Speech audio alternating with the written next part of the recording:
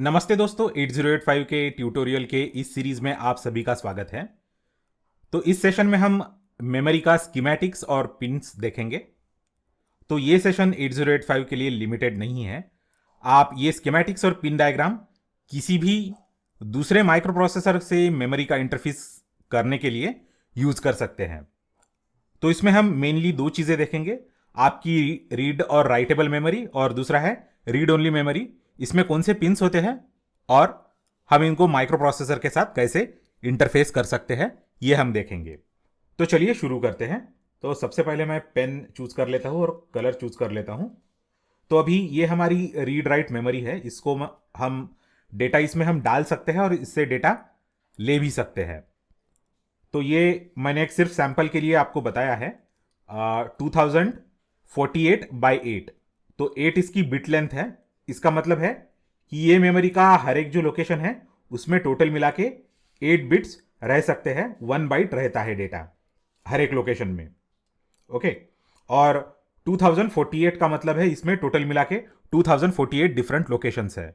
तो 2048 मतलब 2 to the power 11 का मतलब होता है 2048।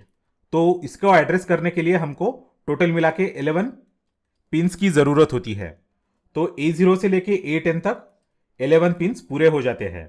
तो अगर हम A0 से लेके A11 तक अगर इसको जोड़ दे माइक्रो प्रोसेसर के साथ, तो डायरेक्टली हम ये एक पर्टिकुलर 2 KB की रीड राइट मेमोरी एक्सेस आराम से कर सकते हैं। तो एड्रेस के पिन छोड़ के बाकी इसको डेटा पिन्स भी रहेंगे, क्योंकि ये 8 बिट मेमोरी है। इसको D0 से लेके D7 तक भी पिन्स रहते हैं। बाद में हम इसके बाकी पिन्स देखेंगे। ये है WR बार। तो WR बार का मतलब होता है कि जब ये सिग्नल लो होता है, जब हम इसको 0 भेजते हैं, तब ये राइट इनेबल हो जाता है। CS बार का मतलब होता है कि चिप सिलेक्ट बार।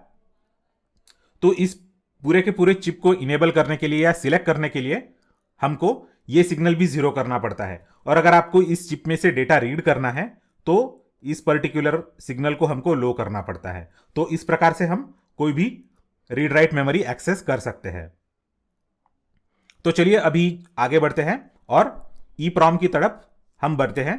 तो EEPROM का मतलब होता है electrically programmable read only memory.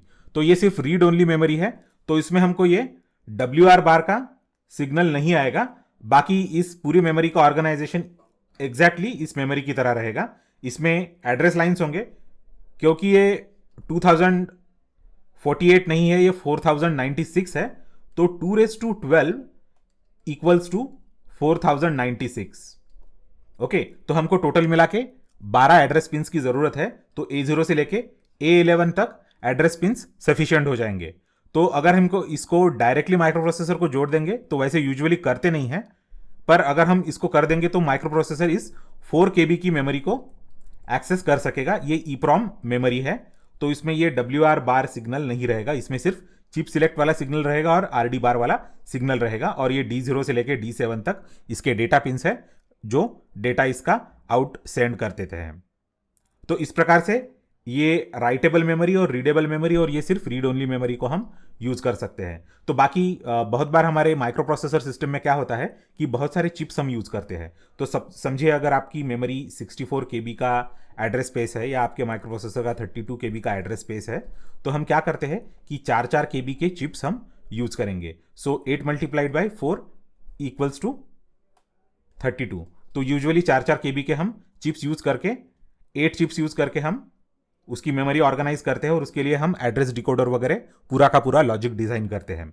तो उसमें से ये 8 में से समझिए 3 चिप आपके रॉम के होंगे, जिसमें कुछ सिस्टम रिलेटेड रूटीन्स रहेंगे, और बाकी के 5 चिप्स रैम में रहेंगी, जिसमें आप यूजर डेटा, आपका स्टैक वगैरह बाकी सब कुछ चीज़ें फीड कर सकेंगे। या अगर 64 KB की मेमोरी वो एड्रेस कर सकता है, जितनी ज़्यादा मेमोरी एड्रेस कर सकता है आपका माइक्रो प्रोसेसर, उतना ही अच्छा है। ज़्यादा से ज़्यादा आप प्रोग्राम उसमें भर सकते हैं, बहुत सारे रूटीन्स भर सकते हैं, इंटरप्ट रूटीन्स आप उसमें अच्छी तरह से लिख सकते हैं। आपके कस्टम डिज़ाइन एल्गोरिदम्स वगैरह उसमें पूरे के पूरे वो मेमोरी में बैठ जाएंगे। ओके, तो 64 KB की अगर मेमोरी रही तो टोटल मिला के 4 KB के कितने 16 चिप्स हम उसको कनेक्ट कर सकते हैं, because 16 multiplied by 4 equals to 64। Okay, तो ये 16 चिप्स में से शायद से 5 चिप जो होंगे वो रॉम के होंगे और बाकी के 9 चिप्स जो होंगे वो रैम के होंगे।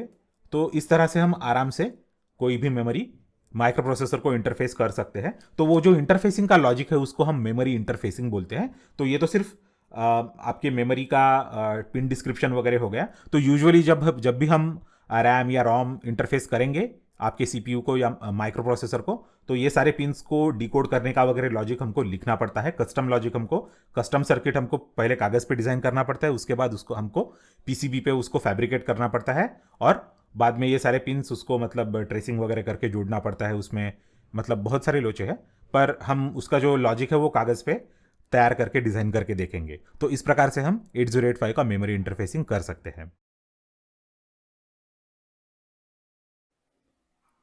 Thanks a lot for watching this video. इस वीडियो को लाइक कीजिए और शेयर कीजिए।